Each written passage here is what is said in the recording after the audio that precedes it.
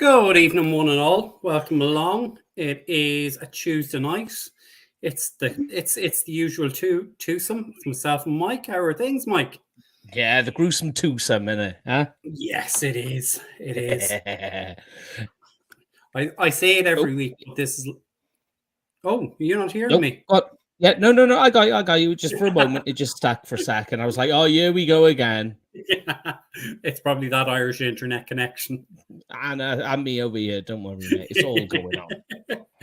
But I say it every week, Mike. But this is our Christmas. This is our lead into Christmas. So it is. It's November, December time for us. And we're trying to work out what presents are going to be under the tree. I like that. Yeah. What gifts are we gonna get? Yeah. What shiny new gifts? Yeah. We've covered offensive tackle. We've covered off-ball linebackers for the first 2 weeks. We're going to talk running back tonight. Before we get into running back, obviously there's been a few headlines over the weekend. Mike Zimmer has started padding out and filling up his coaching staff.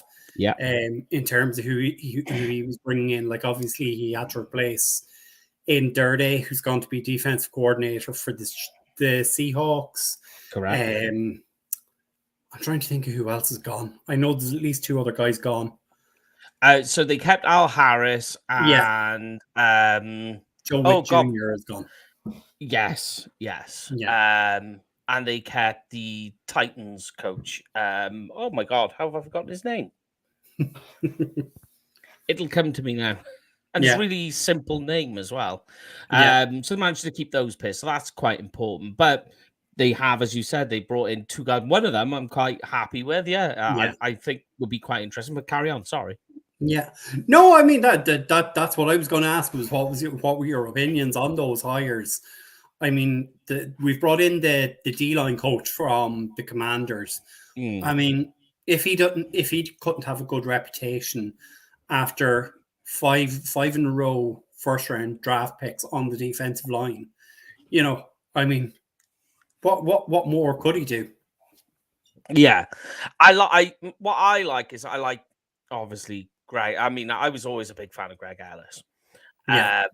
And I like the fact that they've got him in. I like this. Somebody who knows the franchise, has a history, he was successful. I know obviously he never won the big one. But he was still really productive. And people will always make complaints about who the Cowboys could have had instead of Greg Ellis. Yeah. A, that's hindsight, and B, you can complain as much as you want. Greg Ellis still had a really great career. Yeah. I mean, it's my constant thing of everyone goes on about we could have had TJ Watt, but we picked Taco Charlton.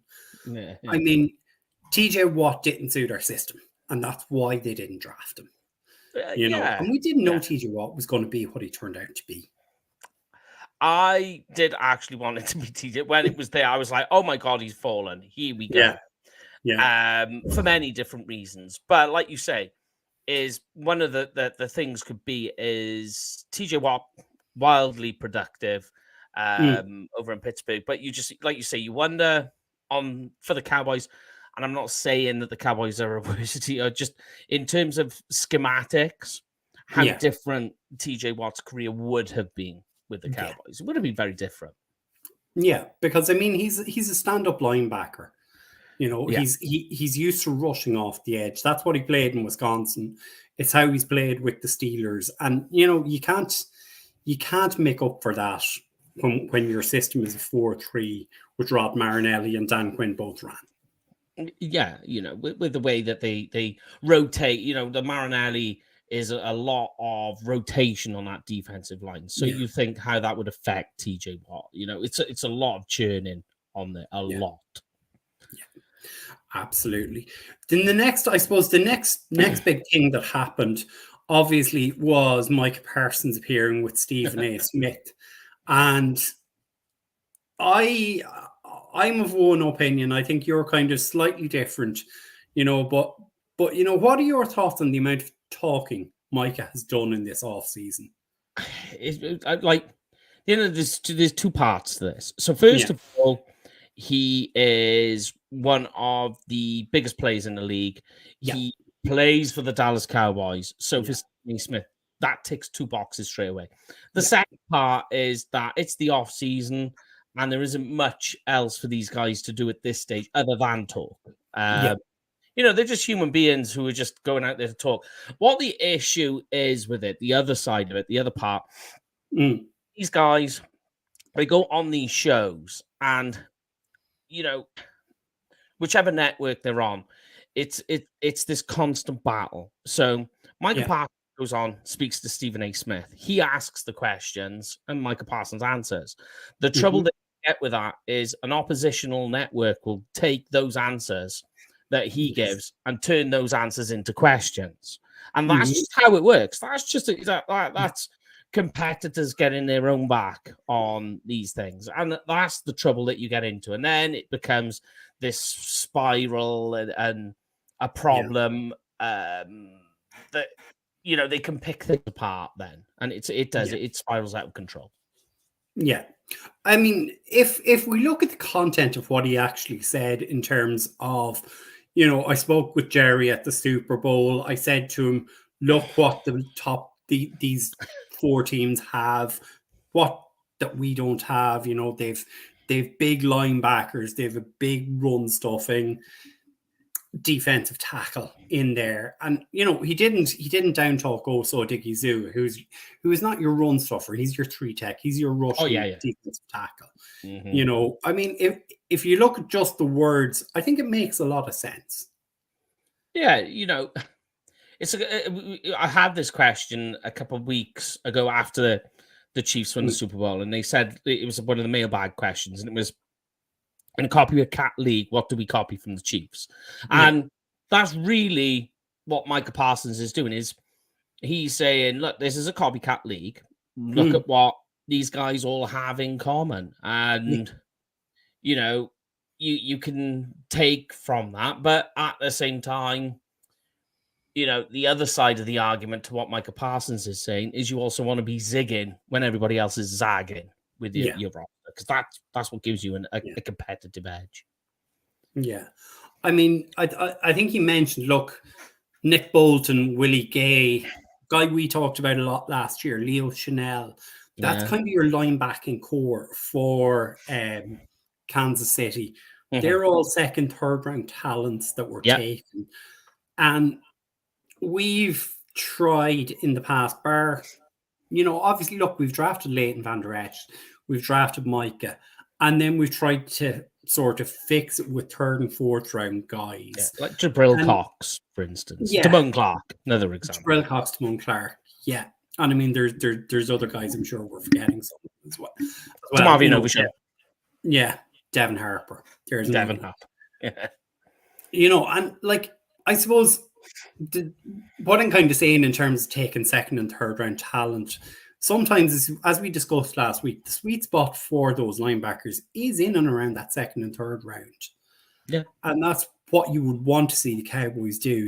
I mean, 2 years ago Nick Bolton went, or was it 3?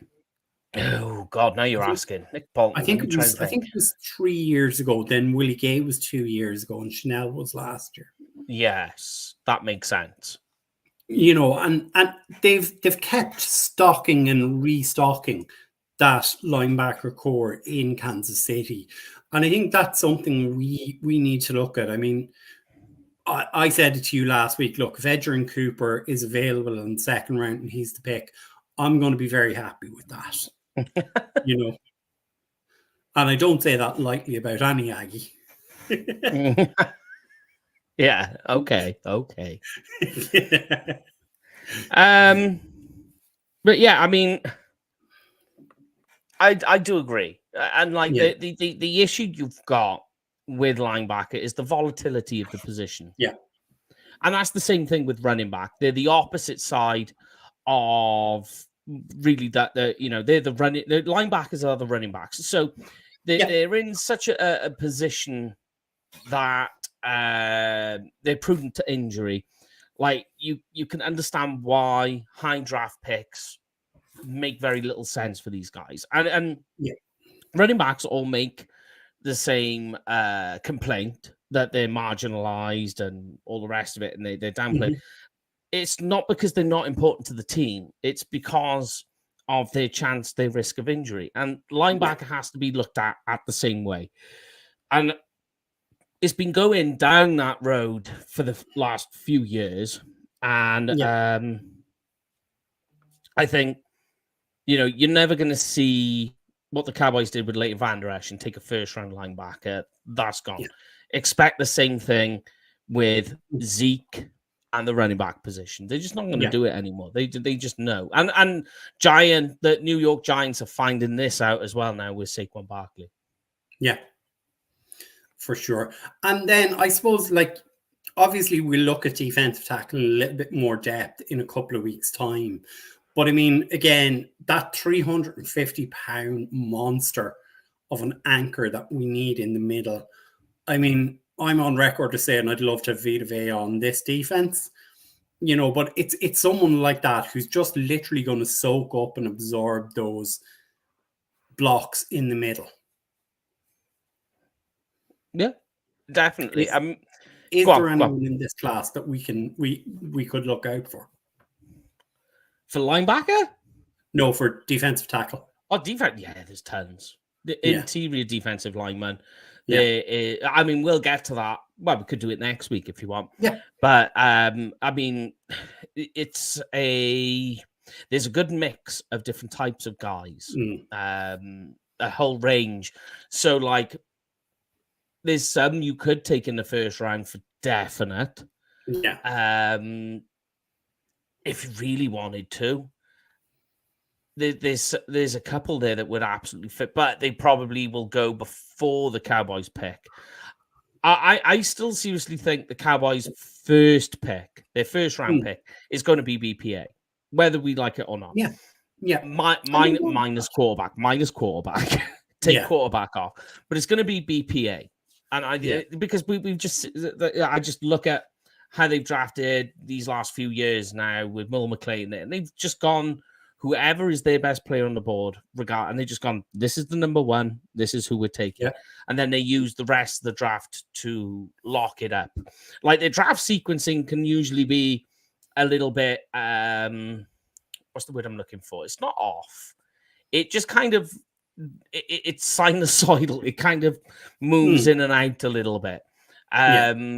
And you try and piece together what they've done, but usually what they're piecing together is because they've gone BPA in the first round, which isn't a bad tactic. I get it. I understand that. Yeah, and I mean, as we say, look, you build strength on strength, and that's why you took a CD Lamb in 2020 when, you had Michael Gallup, I think, who was coming off his 1,000-yard season. You had Amari Cooper, who was definitely coming off 1,000 yards. And you Dalton Schultz there, who was really developing at speed at that time, and that's what you take. If the guy is there and you have someone who's already playing there, just take another one. But I suppose the news that broke last night, and I suppose it kind of took us all by a little bit of shock this morning. Jimmy Johnson is back on the Dallas Cowboys advisory board. Yeah. I mean, you wonder how much he's going to be involved. I think more than anything, it's going to be more Jimmy Johnson kind of rather, I don't know. He will probably have conversations with players, but I think it's going to be more of the line of, Jerry, don't do that. Yeah, don't say that. Let's not go down that road. Yeah. It's going to be more of that sort of angle. Do you know what I mean? As opposed to being hands-on with the roster itself. Yeah. In terms of drafting, I think he's going to be more of a look at ABs. I would do this as a priority. I would not worry about this as much. It's going to be more of that, as opposed to sitting there and going, cut this player, add this player, go draft this player, go sign this player, rather than opposed to that. Yeah. And I mean, look, football has moved on from the rah-rah type era of Jimmy, when it was like you'd scream in the player's face, or you turn around and tell a player, go have some asthma on the asthma field over there. That's not modern football. And that's not going to help. So it's, as you say, it's that background advice, and it's when cooler heads need to prevail, and there needs to be a little bit of analytical thinking, which I think Jimmy has always been very good at. Yeah, definitely. And you can see that there's been, and it happened not even because people are talking about the Ring of Honor and all the rest of it. Yeah, but it was things that happened before that. There was a couple of years before that where you were seeing Jerry Jones and Jimmy Johnson conversing and making, I know this is an odd thing to say, but showing public signs of affection. And even then I was thinking, there's something going on here. It's on the way. And you could feel it, and there's like little comments being made, and they'd be at events together, or drafts and things like that, and all of a sudden they're both standing and talking together. So this, I think, is just the next move in the positive push of their relationship. Yeah, absolutely. If that made sense. It does. And look, it's something we've all said for a long time. It's long overdue. I mean, yes, they buried the hatchet a couple of years ago. It still took slightly longer for Jerry to actually break down and go, right, Jimmy's going in the Ring of Honor. He never said Jimmy wasn't going to. Yeah. It was just putting it off. And, you don't want to posthumously put someone into the Ring of Honor. You just want to get it done, get it out of the way with. Yeah, I agree. But look, as we say, we're here to talk about prospects in this year's draft. We've already kind of flagged that we're going to talk about running backs. Yes. I mean, before we get deep into the running back class this year, I mean, you kind of mentioned it there in the last 10 minutes. Running back has been devalued quite significantly. Oh, yes. You're not going to see a Zeke Elliott in this year's draft. You're not going to see a Saquon Barkley, a Bijan Robinson, there's none of Josh Jacobs, a Jamar Gibbs. You're not going to have someone taken in this year's first round at all. No, right. I will always say, and I've said this before, never say never. But most definitely I would agree that, like, from what I've been doing so far, and I've done literally 20. I've got 26 running backs on my board. I haven't ranked them all. I've got in my mind, but I have no first round, and I have a fringe second round. But that doesn't mean to say there won't be running backs that will go in the second round, because what will happen is they will get to a certain point in the second round, and a player will take a running back. And this is what could happen in the first round. I don't see it really, but this is what could happen. And it happens with wide receivers in the first round, usually. And one team will take one, and then that suddenly spurs another team that is running back hungry, that is in need of a running back. And because one has gone, the next team in that line that wants one goes, right, we don't want to miss this guy. Let's do it now. And they'll pull the trigger early. And then that starts a snowball effect then of running backs, which could happen in the second round. Usually in the first round, we see it every year. It's wide receiver. Somebody takes a wide receiver, then somebody takes another one. And then before you know it, you see like a half dozen wide receivers fly off the board in quick succession. That, I think, is what's going to happen with running back this year in the second round. I know me and you were talking about it. What I can see happening is it'll get to the Chargers, and obviously they got their shiny new coach from Michigan, and it'll get to the second round, and Blake Corum will be there. And I can just see it happening. I could just see the Chargers going, all right, let's draft him. And it'll be that second round pick, and they'll just take, and then that will be the snowball effect in the second round. Yeah. And I mean, I was just pulling up my notes there in terms of what you were saying. And I mean, that for me, this is ringing bells of the tight end position last year. Yeah. A lot of teams reckoned the Cowboys were going to take a tight end at the back end of the first round, and the Bills jumped ahead of us to get Dalton Kincaid. Now, apparently, we were on Sam Laporta from a long time out before that, and obviously, look, he went to Detroit. And beasted too. Yeah, you know, and I think there was multiple other tight ends taken before we took Luke Schoonmaker. You know, so as you say, it can just be one and two teams take a flyer, and then all the running backs start going. Yeah, it happens. Each first round is definitely that what we're saying is going to happen. Second round, it's going to be the running backs if it does. If not, then the third round, I mean, it's just going to go for it. It's going to be running back heavy in the third round if it doesn't. Yeah. But that's where the sweet spot for me is. It's late second, early third round for the sweet spot for the running back position. Yeah. And I mean, again, just before we jump into the specific players, this year's class is it's a smorgasbord of running backs. You want a bruiser, you can get a bruiser. You want a 250-pound guy, you can get one. You want a guy who can come out of the backfield, there's some of those guys available. You want someone going straight between the tackles, you've got them all. You know, and I think kind of the 6 guys we've picked for tonight does represent, you know, that all those different kinds of running backs that will be available in this class. Yeah. And, you know, there's even some sneaky guys in there that will, in day 3, help fill a role in the running back position, as you say, in a range of different styles as well. You tend to find, or what I've looked at, that it's the middle of day 3, they're talented guys. The issue with them is they're all undersized. Yeah. You know, they're like they're maybe not that size, but they're not far off. You know, like your Frank Gore. People keep saying about Frank Gore, had a fantastic Shrine Bowl, but the dude is like 190 pound, 5'7".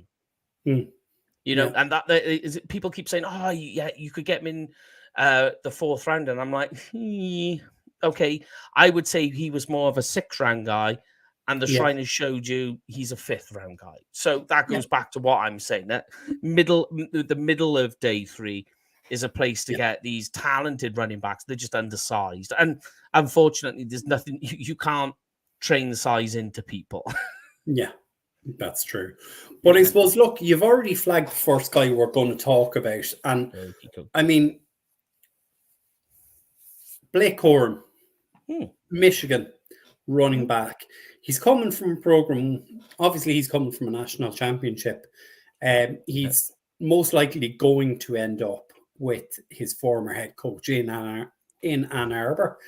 You know, like, as you always say, look, there's red flags, and guys who've had significant injuries will always drop around at least, you know, but in this case, we both would agree it's more than likely Jim Harbaugh will pick him if he's available in the 2nd round. Yeah, I mean, like, look, Blake Corum, so straight out the gate, you know, Big Ten first team, 2 years in a row. Hold on, let me check. 2 years in a row, 2 years in a row. All-American as well. Guy is uber talented, right? Now, we were just talking about undersize. I mean, he's so first problem is size. So he's 213 pounds and he's like 5'9", 5'8". So that makes him very undersized. Yeah, with the type of style of running that he has, which we'll get to. His biggest problem is with his size is injury concerns, and he has injury concerns already. In 2022, missed the season, nasty knee injury, ACL. And the guy's out for the year, you know, and that kind of spilled a little bit into last season. Not too much though, but he's incredibly athletic. The dude is he's a speed demon. Yes. I'm just trying to go through my speed scores on some guys because I haven't actually checked. He may be one of the fastest running backs in this year's Yeah. class. Yeah. Trey Benson is right there. He's right behind him. So he could be the one. But he's fast and he's agile. He's got good burst, acceleration. Yeah. And he And, can cut. oh, yeah. I mean, people talk about Saquon Barkley. I know we talked about Saquon Barkley earlier. Take Saquon Barkley, where he's this guy who will go backwards, go backwards, go backwards. He's not one like Zeke who will get dirty yards. But Yeah. then all of a sudden, it's like they decide to go for it on 3rd and 3 on a running play. Yeah. And pow. Blake Corum is gone and it's a touchdown. Very much like how Saquon Barkley was. Like that. Just at any moment, a scoring play is just brewing there. And that's exactly what he is. He will go. He's so he's easy to bring down in one way, but in another way, he gets squatty. Yeah. Which when he's close to the line of scrimmage, makes him hard to bring down. What it tends to be is he's easy to bring down once he's more upright and he's running. Because of his size. Yeah. And one of the things that kind of stuck out to me on tape this year in terms of Blake Corum, he's a guy who doesn't mind getting in, being down and dirty and doing a bit of pass protecting. He doesn't mind the physical side of the game. Yeah. I mean, obviously, Michigan didn't throw the ball that much this year because they didn't have to. Yeah. But I mean, that teams are going to value that. Again, a guy who has that side to his game. Yeah. Sorry, I pressed the button on my microphone. Yeah, definitely. It's how can I put this? Tony Pollard. There's a brilliant example. He's not the biggest guy. When you see him block, you kind of like go ooh, and somehow he might, Pollard makes it work. It's not the greatest when you see it. But that is Blake Corum. As a blocker. But on the flip side of that is he will as well. I know you're saying they didn't pass that much and they didn't, but they also, Blake Corum does offer receiving ability. How much though? It is a little. So he made catches. I think he's got 40 receptions while I was playing for Michigan. I might be wrong. I need to check. Yeah. So don't quote me. But he has made receptions for Michigan, so he can do it. And there is a lot to like. I mean, the biggest issue with Corum it's the size, and people say don't worry about it. Well, sorry, you have to when you've got already a major injury under your belt, and it's mainly a durability factor because of your size and because you don't want to pile too much weight on him, because if you do, so he's fast, he's not electrifying. We've had faster running backs come through the draft, and we've been like, wow. So when you watch Corum, he's fast. He's not electric. He's not like elite speed, but he is fast. Yeah, and you just think that if you want to put weight on to add some durability, what you're just taking now, you're slowing him down again. You're making him slow. And one of the things that makes him good, what makes him the good running back that he is his speed, his agility, his acceleration, his change of direction. Because, when you play at a certain speed as well, your body gets used to it, because his vision is okay. It's fine. What have I given him on vision? Yeah, it's pretty good, his vision. So he's getting used to the speed he's playing at. So now you want to add some bulk to him, and it can mess with the timing of how you absorb the information coming on the field. And so it's not just an athletical standpoint that it has an issue with. It becomes the processing and how you're using that information to get up the field, and it'll have a whole effect on him. I mean, like I say, his pass protection, it won't kill you. It's not the greatest, I will say that, Yeah, but he does manage to get it done. yeah, The other one, though, the big one for me, it's contact balance. So somebody asked me before, I think it was last year, and they were like, "What's the number one thing you look for in a running back?" And I'm like, "Well, in any position in the NFL, it's about efficiency because yeah, athleticism is good, it's great. Guys, as they do in the NFL, they will progress and come along, and all of a sudden you see him more from this guy because they're in an NFL yeah, gym, basically with trainers, and they'll come along. So it's about efficiency. For me, running back efficiency is contact balance. If you can be, you don't need to be a complete speeding, but if you're hard to bring down, mm, then that makes you more appealing in the NFL. yeah, The issue with Blake Corum is he is quite easy to bring down. Contact balance for me, for him, is really bad. yeah, So like, um, yeah, he can, and timed with the contact balance is you can see he'll make moves to get around players, and then all of a sudden he'll get to a certain point of the field, like say when he's getting into the second level and he's up to the linebackers, hmm, and he isn't processing what he's supposed to do at this point. So yeah, what happens is the smarter linebackers, which we've seen plenty of yeah, in the Big Ten last year, are able to get they were able to understand. They were knowing that was what was coming, so they yeah, kind of could stall him into the second level. It was quite clever in a way on how they could do it. For me, see,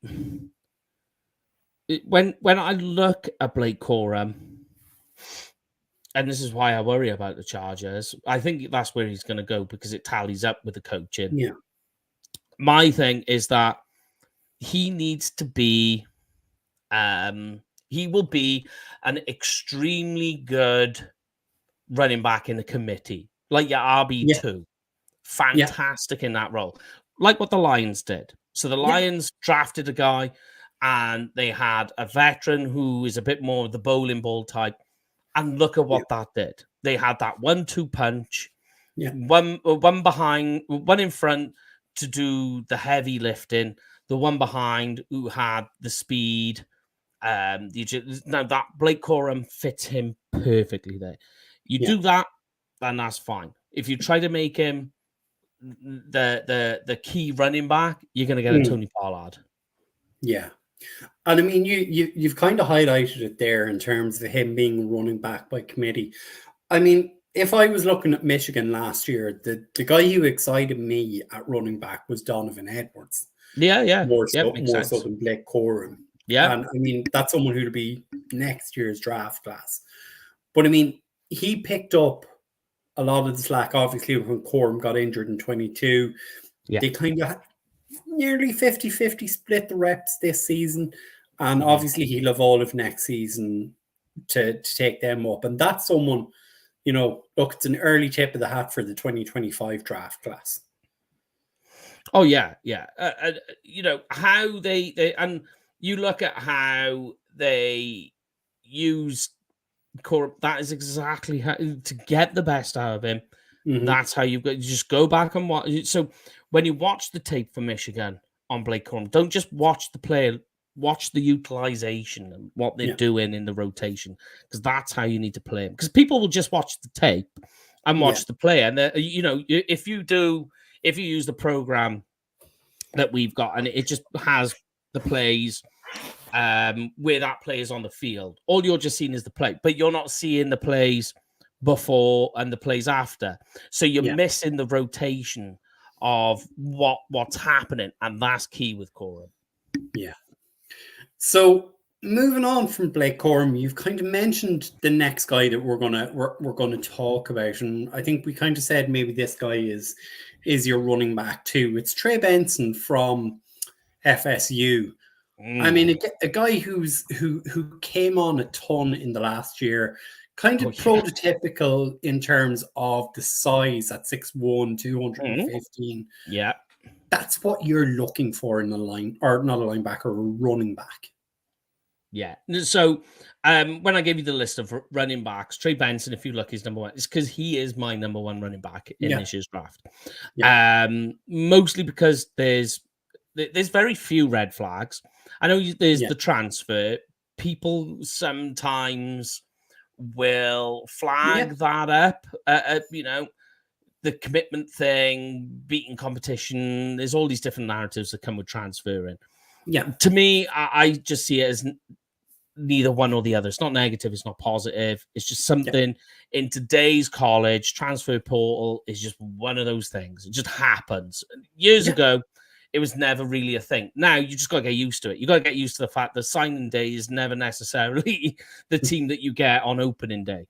No. And so he transfers. He goes to FSU. FSU had a lot of things going for them last year. Unfortunate, there was some injuries on the offense, particularly quarterback, Yeah. which messed them up. Otherwise, they probably would have been in the playoffs. But Yeah. Benson is, for me, the number one running back. But I think if I was to put him, like if you said, where would you rank him? He's outside my top 50. Yeah.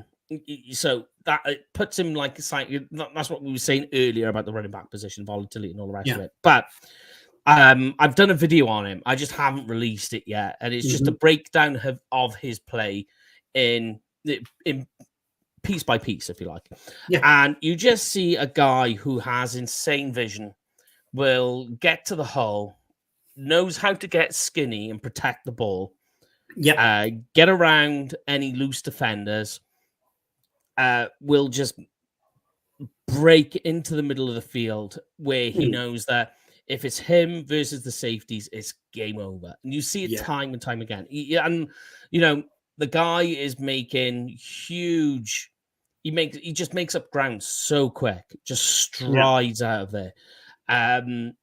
Really insane agility.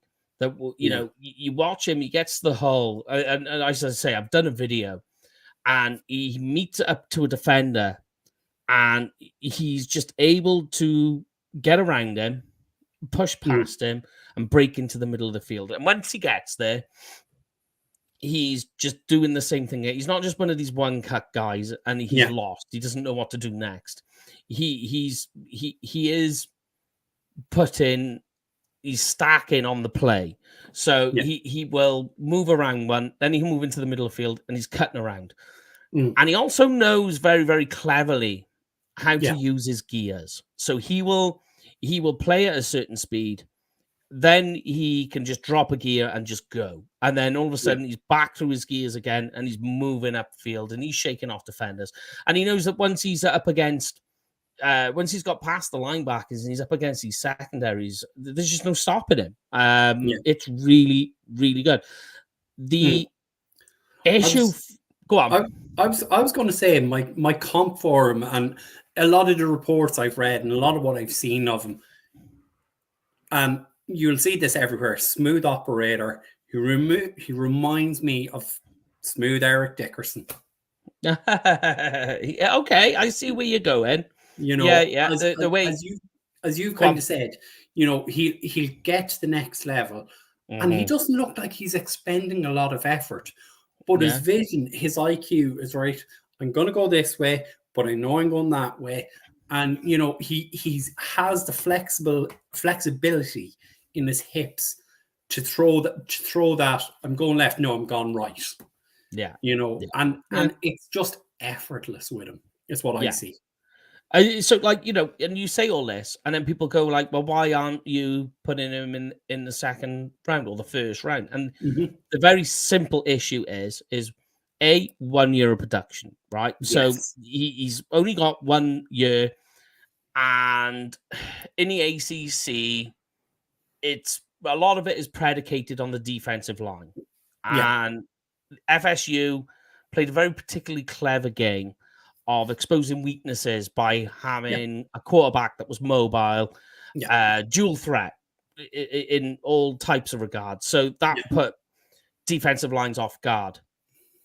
So what that did is that meant that most of the time with FSU, Trey Benson's meeting the mesh point with offensive linemen hat on hat, where it's Yeah. just one-on-one. They're able to move guys, and he's got a little bit of space to break through. And that you give, and Benson's this type of guy where if you give him an inch, he'll take a mile on the with holes. He just will. But in sort of, so what the issue is with that is the other part is that if he sees an inch, he'll want to take a mile as well. So what that ends up being is that he's hitting holes too early because he's so eager to get there. So he might hit, and he's just getting, they're just able to get on him quickly rather than letting the hole develop, letting blocks and letting guys get on, contain a bit better. And getting linebackers to slightly move and shift so he can make a better decision on which hole to hit. He's not. He's just going straight into it. And that, and you look at it and you think, see, if you'd hit the left A gap instead of the right, look, you're gone. You know, there's nothing. But because you were so eager to get to the hole and get through it and use your speed and agility that you know that you've got to carry you past certain players, you've hit that one too. Where, and in the NFL, everything just gets a little bit more constricted, a little bit more tighter. And by hitting holes too early, the things are happening quicker and tighter. So what will happen if he keeps continuing to play that way is you'll have a lot of negative plays on your resume. Yeah. And I suppose the other issue, and look, I hate bringing this up with every running back. Pass protection is not good. You're not going to want to get this guy in on third downs in pass protect situations. Yeah, more of so I would say he's got the size and the power to be able to do it, right? He's got because you mentioned the size as being prototypical, and it is 6'1", you know, the 6 foot, 5'11", 6 foot, 6'1" is borderline, so, but the weight is ideal. So when you say that, you know, you got an ideal weight there, the size, that helps in pass protection. So you think, okay, so he's got the size to be able to do it. What he lacks is the technique. And I think that's just through a lack of playing. It's a lack of experience, I think. Personally. So we've talked about one guy who's been a one season wonder. So we'll move on to the next guy who's also a one season wonder. And you know, you kind of said this to me when we discussed who we were going to talk about. You know, like Jonathan Brooks out of Texas, my own beloved Longhorns. You know, as you say, one season of production, and you're totally right in what you say. And I mean, I can't even turn around and defend it and say, oh, well, you know, he was behind Bijan Robinson, because he wasn't even projected to be the starter this year at Texas. Yeah, true. Yeah, you know, I mean, you are behind Bijan, who was having just the time of his life at running back. So Jonathan is back there. So you've got the 1 year. And tied with that is that 1 year wonder. And I've got another sort of thinking, another idea behind Jonathan Brooks, which ties in with Bijan. And his 1 year wonder, or his 1 year of wonder, is cut short. It's cut short with the injury, which is late in the season, which means that you're looking late into this season when you get this guy. That, to me, he was a second round guy again. And we talked about this before. Red flags, depending on the severity, drops you down. However, his red flag is so big it has to drop you around. It's a major injury. That's that's a round down. 100%. For the Cowboys, that, as talented as he does have talent, right? I'm not going to dispute what you do see on tape is good. It is really good, but it lacks consistency, tied in with the problem that for the Cowboys, you're not getting him till Thanksgiving. say, for argument's sake. Yeah. That's no good to them, especially in a season where Jerry Jones has said they're all in. How that helps the Cowboys is really no good. Plus, you think, let's say for argument's sake, they keep Tony Pollard. I think because people keep saying get rid of Tony Pollard, and I'm like, okay, I see what you're saying, but if the numbers are right, why not keep him? Because we know that Tony Pollard as a running back too, how productive he is. When he was tied with Zeke, Tony Pollard would come onto that field for the moment. He'd have maybe half a dozen snaps.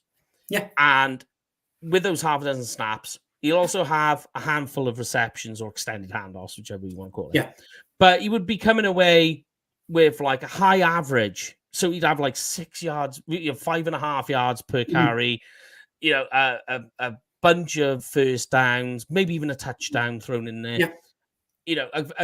Because Tony Pollard last season, what he was lacking wasn't production, because he was a top 10 running back in terms of yards and all the rest of it. Yeah. But what he was lacking was explosive plays. And that's what we're all used to with Tony Pollard.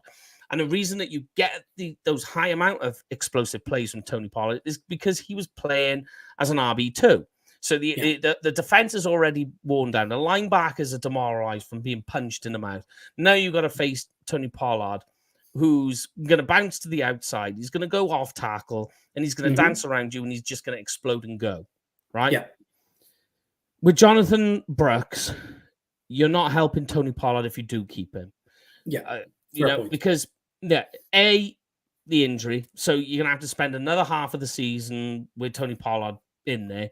But also when he comes back in, and you think what Jonathan Brooks offers, it's not really that far from what you've already got with Tony Pollard anyway. So you haven't really improved at the position at all. Yeah. Because I mean, like, Brooks, he's not exactly fast. No. He's got adequate speed for the position in the NFL, right? His athleticism, it's not elite, it's not bad. Yeah. My biggest problem with him, why I don't think he fits in Dallas, is that it's because he's more of a receiver. He's better as a receiver than he is a runner out of the backfield. Yeah. And that just doesn't help Dallas whatsoever in what they need to accomplish at the position to help Tony Pollard. Yeah. You already have a receiving running back that you very seldom used as a receiver. So Jonathan Brooks just doesn't fit what you're trying to do here in any shape or form, in scheme, in personnel, in like the injuries, so the red flags, none of it fits. But I will say that he does have a lot of positives going for him. So, he's he another smooth running back. His receiving part of his game is really good. Yeah. He's quick. He's shifty. He's got very shifty feet. And he had a way of being able to break and get those chunk yards. He just does. Everything with Jonathan Brooks, you just look at it all and you just go, there's nothing bad, basically. In terms, there are things that are bad, but there's nothing like you go for an NFL team, oh, this is really bad. This is going to hinder us. Everything that you go, it's either above average or a little bit further up from that. There's nothing elite. And then you go, but you're not going to get him until November, December time. And you go, and he just drops you off completely. Like some people were like saying in the season, they're like, oh, this guy's going in the first round. And I was just like, and this was before the injury. I don't see it. I don't know. How are you able to say that? Because this guy, he's not showing it consistently. He hasn't shown it over a longer period of time. Yeah. And the part that I believe that he was falling trap to is that everybody has seen what Bijan Robinson did for the Longhorns the previous years. And what they're doing is they're equating that 1 and 1 equals 2. So they're just like saying they're scouting the helmet, essentially. Is they're going, this is a running back for the Longhorns. We have seen a run of success at the position with the team. We'll just we'll just copy and paste what we've said about these previous players and apply that to Jonathan Brooks. And to me, and it's not me being biased, it's just me. No. Yeah, it's just me seeing it how I've seen it this year, watching games when he's played. And I'm just like, yeah, there's a lot of good things, but there's nothing there that says to me first round. Yeah, I mean, there's nothing that Jonathan Brooks does that will stand out to anyone who's watching tape. You're not going to look at him and go, "Oh my God, that is elite. That's the guy to get." Yeah, that could translate to top 5 in the NFL, and that's the issue with him. The other issue, as you say, and it's not that he can't do anything. He is a good player, but he's not an elite player. The other issue, as you say, is that injury. And that's one of the other knocks on him is his lateral movement is not good. It's not, again, I agree with you, right? Yeah. It's not good, but it's not bad. Yeah.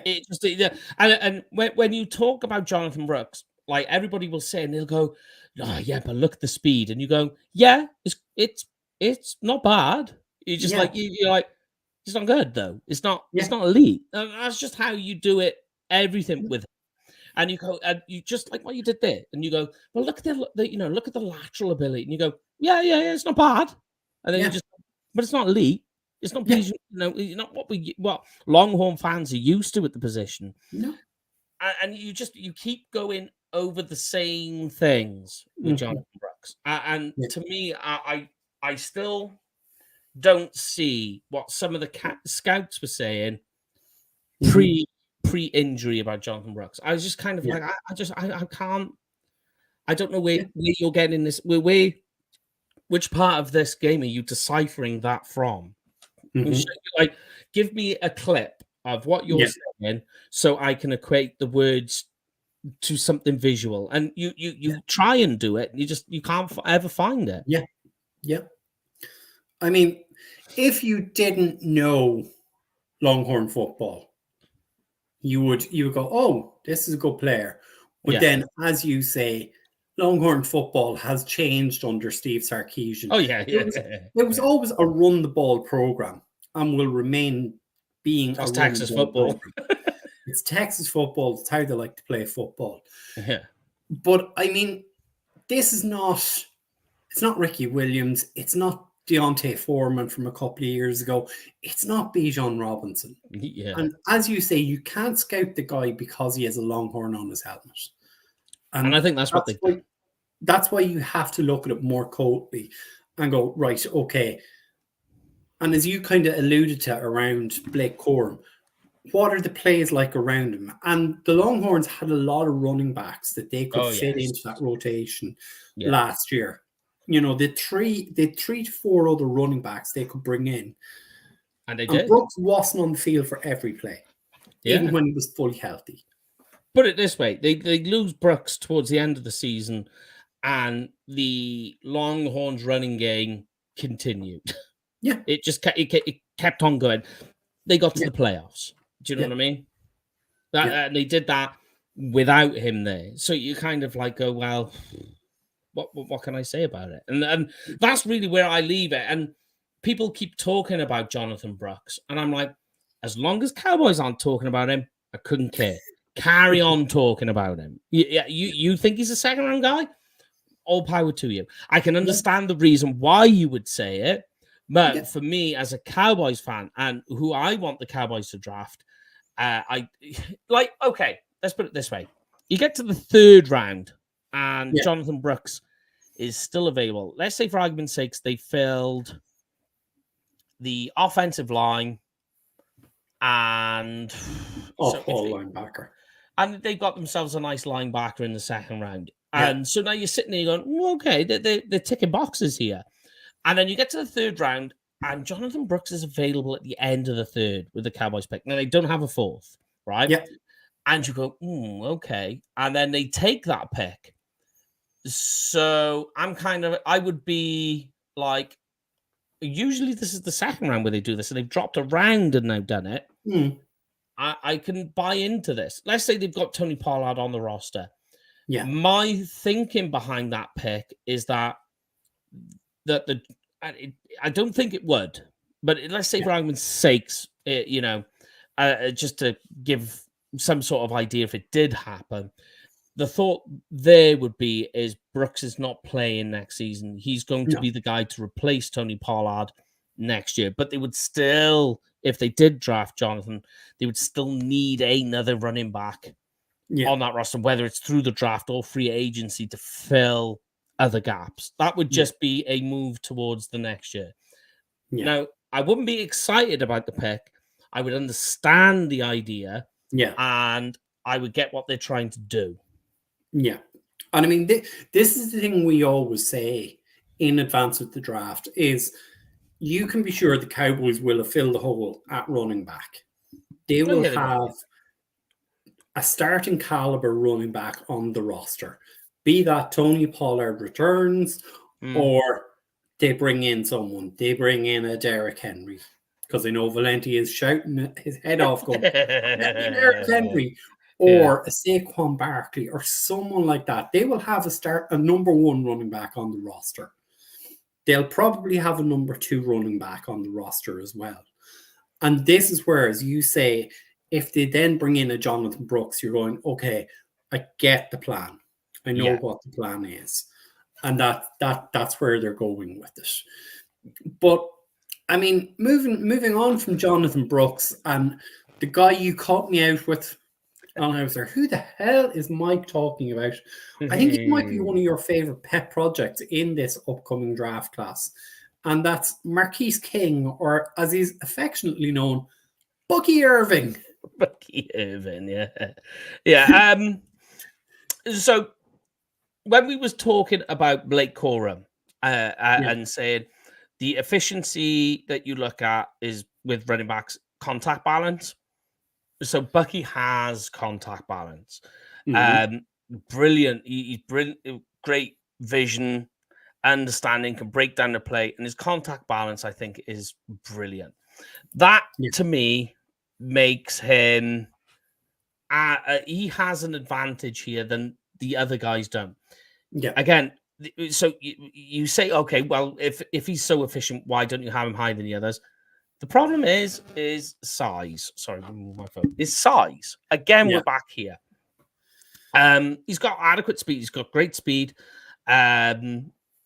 He's going to be that guy who's going to be more of the who's going to break to the outside. He's going to do a lot of off-tackle runs, which he does anyway.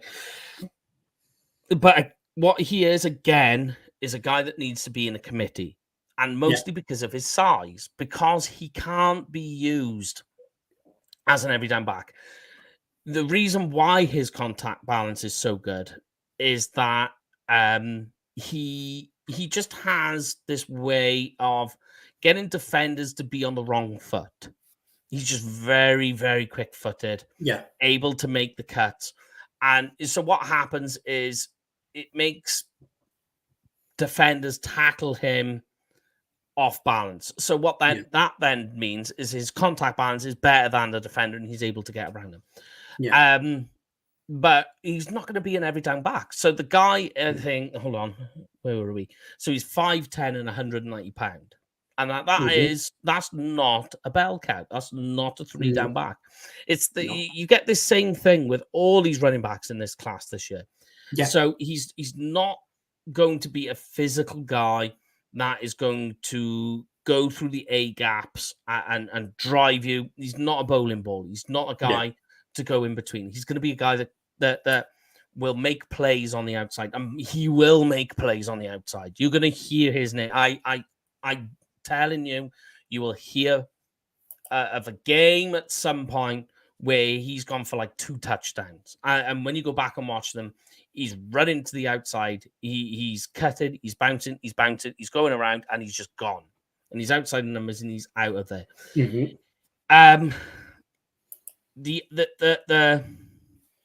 The other issue is that you have to take some of the production with a pinch of salt because he plays for Oregon. And Oregon, like Tennessee Volunteers, not the Titans, are playing in the spread offense. So that means that you've got these defenders spread way, way out on a very wide college field, which means that when he's bouncing to the outside, anybody who's defending the wide receivers on the outside have taken the defenders off with him, and he's just got open field. Yeah. So you kind of have to take a little bit of what he's done with a pinch of salt. But it does show you the ability. It does show you how good he is. And as a receiver, he's not too bad. He's just more of a one-trick pony as a receiver. Yeah. But, I'll say this, as a receiver, a one-trick pony gave Julian Edelman an entire career. Yeah. I mean, the knock for me with Bucky is he's not a home run hitter. No, he's definitely not that either. He has, as you would say, he has adequate speed. It's not elite level speed. And he's not going to go through a hole and you're going, goodbye. He's gone to the house. He's not going to do that for you. No. I mean, he will have a game where it's like that, but he's not going to do it on a consistent basis. Yeah. That is for sure. With him, it's just size. And you go, does he work for the Dallas Cowboys? And you go, well, you've already got this guy. You've got Bucky Irvin on your roster if you keep Tony Pollard. Why are we going down this road? Yeah. It doesn't make any sense. I suppose kind of to answer the question, I mean, it is a case of, look, Bucky Irving, Jonathan Brooks, whoever it may be, is going to be a cheaper option. But you're also taking a chance in that, well, if you bring back Tony Pollard knows the offense. These guys are going to have to learn the offense. And that's the trade-off. And as you alluded to earlier, Jerry has said, we're all in on this season. It's shit or get off the pot. But we've heard that before. And that's why, like, these guys that we're talking about, not many of them really make sense in terms of what they do for Dallas, unless they're going to get a bruiser. The only one, for me, out of the guys we've just spoken about that makes sense is Trey Benson, because he's the only one that will go through the A and B gap and find success. But again, like, if they took him in the second round, I mean, I'd have trouble selling it. I could buy it. Certainly once you see him in Oxnard, he's gonna be that type of guy in Oxnard where you go, oof, and then you get to the season and it's not quite what you saw in camp. But like Bucky Irvin makes complete sense, like you said. If they move on from Tony Pollard, right? So they move on from Tony Pollard. I mean, we don't literally have 8 running backs on the roster. Especially if they don't sign the other guys either, because literally every running back is walking out the door for the Cowboys this season. And so you go, okay, so Tony Pollard's going to cost us, say, $5 million per to keep him. Well, why don't we draft Bucky Irvin with our 5th round pick? And, if he's available there, I doubt he would. He probably can't in the 4th. But if he was there, right now, they've got 5th round, they've got compensatory picks. So this is this kind of the one thing I'm not sure about. The comps I've seen is that we're going to get 2 6s, and I know yourself and Lauren have said there's a possibility one of them will be a 5th. The issue is because, like, the whatever the equation the NFL work off when it comes to compensatory picks is like kept behind lock and key. It's hard to really know, but you would think they get a 5th round pick. I don't know, but say they do, and it becomes Bucky Irvin to replace Tony Pollard. Totally works. Yeah. I mean, I suppose, look, we've kind of kept the last 2 under wraps because I think one of these guys might be your favorite player in the draft. One of these guys might be my favorite player in the draft. Yes. We've kind of talked about who's the prototypical, running back. And it has to be Braylon Allen, 6'2", 235. Yeah. Comes from big, tough Wisconsin who love to run the ball. Yeah. And from 12-man personnel as well. Yeah. So, that's kind of jumping into the Cowboys' wheelhouse straight away.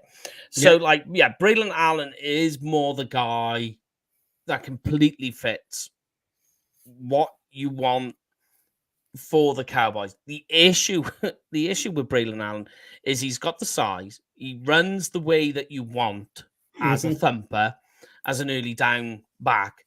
The issue is that he is a big guy, which makes him easy to bring down at the hole because he's not going to get skinny. This guy just will not. And you're going to get nothing in terms of receiving. He's a violent runner. He's a solid runner. He is going to drive over you. The issue is again, this is a guy that needs to be in a committee. And he needs to be in a committee where the team... So, like, we almost have what Braylon Allen is in terms of Hunter Lipke. Almost. The issue, the difference being with Hunter Lipke is I actually think Lipke is not a bad receiver. I think he's quite a decent. He's probably a better receiver than he is a rusher. But they're not that far off in terms of running style. So he will get the ball and he will go and he'll get down there. The issue is I would say the other guys that we're talking about, or we have talked about, are all higher up in terms of their rushing ability than what Braylon Allen is. The issue with Braylon Allen is you'll see a little bit of Zeke in terms of he's always going to fall forward. You're going to see a little bit of Zeke in terms of, he's wrapped up at the line. He gets up off the ground and you're like, wait a minute, second and 7? How did that happen? You'll get a little bit of that with Bray. And I think that if they keep Tony Pollard, Allen makes more sense in terms of what you would want to try and do. The problem with Allen is that he is lacking a little bit in terms of rushing ability. That's just in general. There's a lot of things that are missing, and he's also had an arm injury, which is a bit of a knock too. Yeah, like for me, what I saw on the tape, what I've seen in Wisconsin games, the way we would talk about a receiver having a route tree. Yeah, in that they know the full route tree, and they know the routes where they're going to go. If you tell them it's a 9 route, they know where that 9 route is. Yeah. Braylon Allen, when he kind of gets to second level, it's like, I'm here, but I don't know what I'm supposed to do now from here. And as you say, he doesn't, because he's 235 pounds, he doesn't have that speed that's going to make him a home run hitter either. He's gonna accelerate away from somebody and get you that, bring you that touchdown or house it or whatever you want to call it. And it is that thing that you're going to have to play him in a committee. And he, as you say, he's going to have to be your thunder. He's going to have to be your thumper who's going to get you those first 5, 6, 7 yards on first and second down. You bring in the lighter guy who can play in 12-man. You leave him in there and you kind of get him to do a bit of pass protecting. You can use him on wheel routes or as a decoy. You're going to throw it to a Tony Pollard or someone else out of the backfield. He's just there to keep the eyes of the linebackers. And that is then, the trouble I have with Allen is that what you've just said there was that the other point I have is that with Wisconsin, they are able to physically dominate. That's just how that team is built. They're built that way. It's Wisconsin, like you say, it's Wisconsin football. It's physicality, it's aggression. It's physically impose your will on the opposition. That's just how it's always been with Wisconsin. But the trouble is because Allen fits that style of play, That's all he knows. And he's going to come to the NFL and going to say, this is how we want you to play. And the trouble is on an NFL field, coaches, the opposition coaches are going to look at that and go, this is one-dimensional. We know where they're going. What are they going to do? This isn't going to be Braylon Allen running on a screen to catch. Although he can pass, although he is, he is adequate as a receiver. Yeah. He's missing some parts of his game as a receiver, certainly in terms of how you can use him as that. Like, there's a lot of double catches with him from what I saw. He's fumbling around trying to get the ball in. Yeah. But the trouble you've got is you're going to put him on the field, and NFL coaches, defensive coordinators are going to go, okay, know what they're doing here. Defend the A and B gap, fill the hole. Yeah. That's the trouble I have with Allen. Yeah. Like, I mean, we talk about guys who have a high football IQ, and it just seems to me, and this is going to sound horrible, and I don't mean it how it sounds, but you're kind of going, is the light on? Or does someone kind of need to get in his ear, pull the light, and go, this is what you need to do, Braylon. You have all the ability, you have the tools, you have the size, but this is what you need to do to take your game to that next level.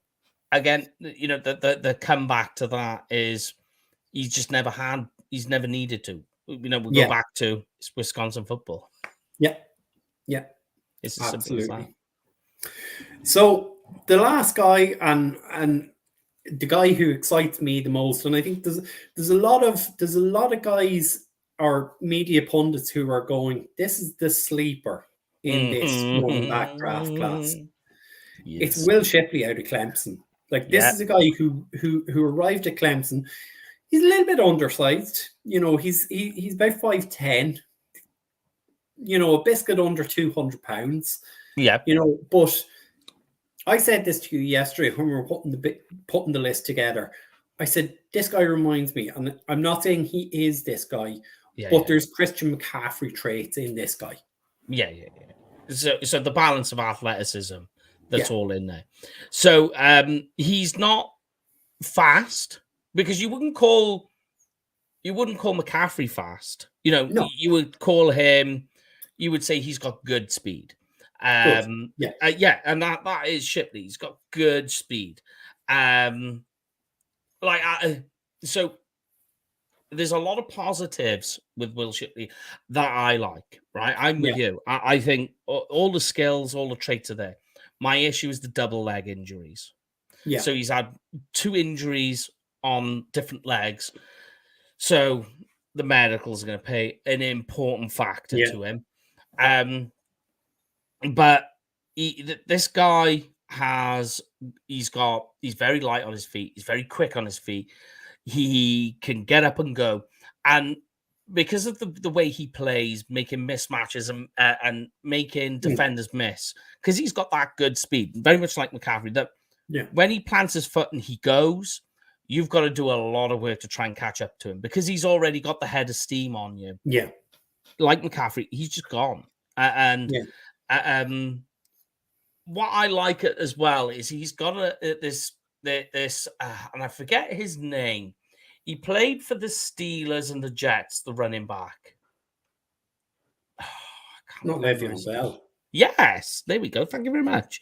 In terms of the plant your feet and stop, and just stop on it, completely stop on a dime, and then get going again. He's got that to him, and that's what I like. And with Le'Veon Bell, he did that, and it would completely wash linebackers out of the game. And that's what Shipley can do. I do like that. He's got a very good, like you say, high IQ. He's instinctive on what he needs to do. And he will make these linebackers completely go in the wrong direction, because he's watching what they're doing.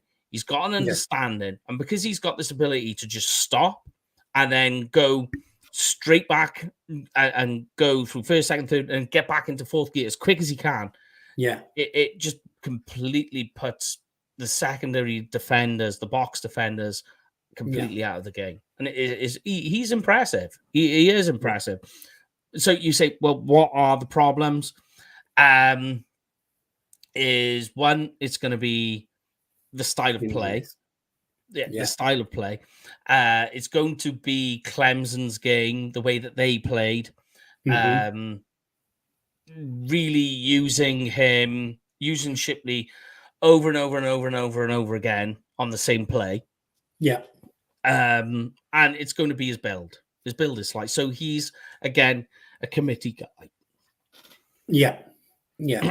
I mean, the one knock, and it's slightly contradictory to what you're saying in terms of that ability to stop and stack linebackers, is sometimes he's so far ahead of the play in terms of he knows, right, if I do this, I'm going to take 2 defenders out. He's thinking too much about that. And suddenly he's been taken off by the defensive tackle or defensive end closing in. Yes. It's that kind of peripheral vision. It's like, I can see everything here, but I'm not seeing the guys out here. And that plays in part as well when he's trying to run in the A and B gap. Gets caught up way too. And then because he's lacking the lower leg drive and the power to break tackles that way. He gets caught up in the mesh, and when the trash is in front of him, he's down. He's out for the count. You're just not going to get that with him. That's the biggest problem with him, and the leg injuries. Yeah, like he's definitely a guy who every team is going to want to check out the medicals. Like the medicals is a big one. Yeah, we're not going to see them or have any inclination as to what's going on with those. But I mean, Will Shipley is a guy who might move up into the bottom half of the second round, depending on how things go. Combine is huge for him. Yeah. Combine is huge. Combine is big for a lot of these guys. Yeah. Like the athletic testing, I think is going to be, you'll have 1 or 2 surprises, but easy to predict. Yeah. It's going to be with the running backs. You're going to have to watch the movement skills, the drills. Yeah. To get more of a feel of the guys you're going to be having. And then the other side of it for most of these running backs is medicals, which is unfortunately something you just have to, when it comes to the medicals, you have to really just have a feel for what they're saying, for what's being reported. I always have trouble with this part of it because you wonder how much of it is just, you're just getting like, because it's the lie-in season, you just wonder how much of being reported is being lied about. Yeah, absolutely. It's tough. Well, look, I didn't think we were going to get this long out of the show. But look, we always manage to somehow get to it. So I suppose, look, we better pay the bills before we get out of here. Yes. Give a shout out to Barry. Yes. So, guys, if you are going to a game this season, now don't forget, we are not going to the Thanksgiving game this year. It's 2025. Plenty of messages on that. We will get something put together on the travel package to make a nice little advert on you. But if you're going to go to a game this year, make sure to book it through Cowboys Experience. They have game day tickets, tours, meet and greet parties, the whole shebang. And if you book through Cowboys Experience, make sure UK Cowboys sent you, because Brian, God, messed that one up. What'd you get, mate? You got chocolate pudding. Yeah, you get some free stuff. Yeah, so yes. Messed that read up completely. But we managed to get the key information in there, which is what's important. As long as the key words are in there, the bills get paid. Absolutely. And look, Mike, you're back on Thursday at 9 o'clock here in the UK and Ireland. 4 o'clock Texas, or 4 o'clock Eastern time, 3 o'clock Texas time, 1 o'clock on the west coast of America. What are you guys discussing on Thursday's show? We are going to look at the first round off. We've talked enough about the coaching now. talked enough about philosophy. We spent all last week running through the different ideas of free agency. So now it's time to first round options and go, right, guys, here's options. Which are the best? Ooh, that is one of my favorite shows. Oh, yes. The mocks are coming, mate. The mocks are coming. Yeah, absolutely. And I think like that, we might have to have a mock show in a couple of weeks' time. I suppose let's wait till we get the first or the combine out of the way, and we might look at a mock draft. Maybe a first round mock draft, or maybe a 2 or 3 round Cowboys draft, and we'll discuss it at length. But I think, look, like that, we're going to talk defensive tackles next week. So that's what we're getting tuned into. So I'm going to pass you off to Mike. It's a good night from me. And a good night from him.